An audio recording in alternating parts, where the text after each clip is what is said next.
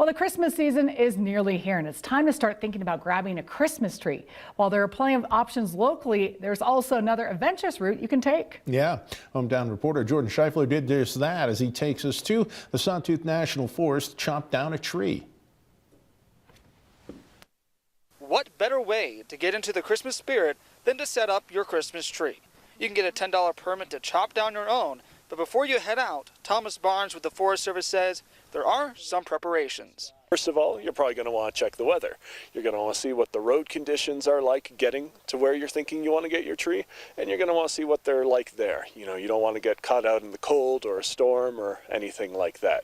You also should tell somebody where you're going. Yeah, this is the one. When finding the perfect tree, bring a rope, a saw, gloves, and a hat. When cutting the tree, cut at the base and leave the stump no more than 8 inches. Then it's time to travel back home with the tree. You might want to consider, driving a bit slower than you normally do, at most the speed limit.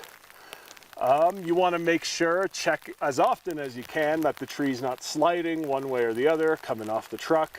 The Forest Service actually encourages you to get your tree from the forest because it helps with forest management.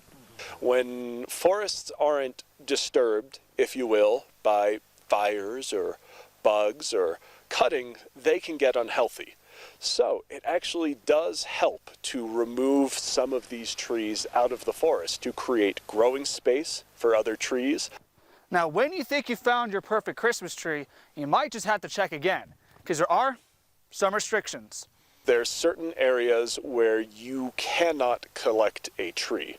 So that will be within 200 feet of campgrounds, of administrative buildings, summer homes, etc., etc. You cannot cut spruce trees or white bark pine.